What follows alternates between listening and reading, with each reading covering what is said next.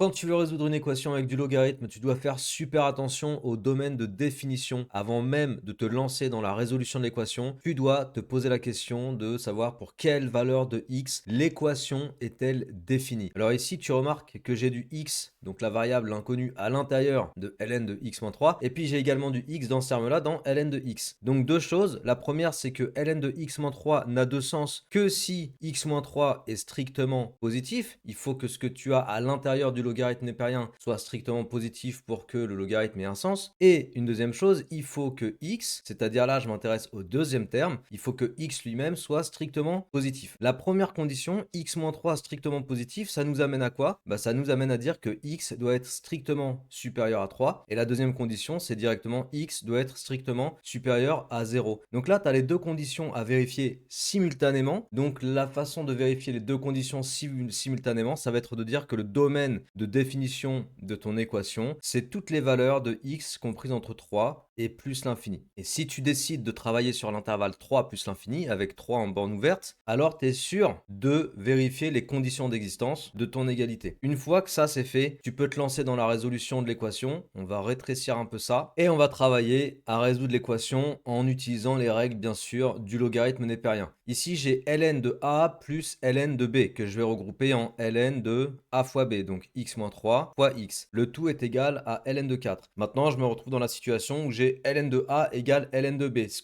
que ça implique, c'est que a égale b. Donc x fois x-3 égale 4. À partir de là, je peux faire quoi? Je peux développer, réduire, me ramener à une équation du second degré. Donc en développant, ça va me faire x au carré, moins 3x, moins 4. Le tout est égal à 0. Et une fois que j'ai ça, je résous soit directement avec le discriminant delta, ce que je vais faire, soit je peux chercher une forme factorisée. Si j'ai envie de chercher la forme factorisée, si elle existe, je peux la chercher. Mais le plus rapide ici, je pense que ça va être de résoudre avec le discriminant delta. Donc b carré moins 4ac, je rappelle la formule pour ceux qui en ont besoin. B au carré, ça me fait 9. Moins 4 fois a fois moins 4 fois 1 fois moins 4, ça me fait plus 16. Et 9 plus 16, ça me fait 25. Donc 25, c'est bien parce que la racine, ça va tomber juste. Racine carrée de 25, ça me fait 5. Donc les deux solutions possibles, x1, x2, ça va être moins b, donc moins 3, plus 3. Moins racine de 25, donc moins 5, divisé par 2a, donc 2 fois 1, 2. 3 moins 5 divisé par 2, ça me fait moins 2 divisé par 2, ça me fait moins 1. Et l'autre, ça me fait 3 plus 5 divisé par 2, 3 plus 5, 8, divisé par 2, ça me fait 4. Et une fois que j'en suis là, je termine en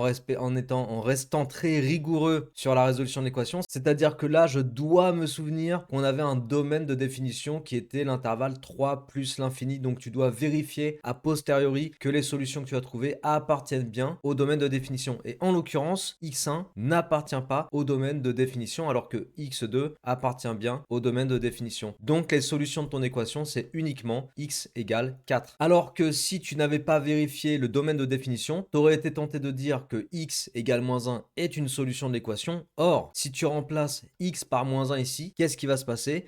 Moins 1 moins 3, ça fait moins 4 et ln de moins 4, ça n'a pas de sens. De la même façon ici, ln de moins 1, ça n'existe pas. Et c'est pour ça que tu dois impérativement te poser la question du domaine de définition quand tu es avec une équation logarithmique.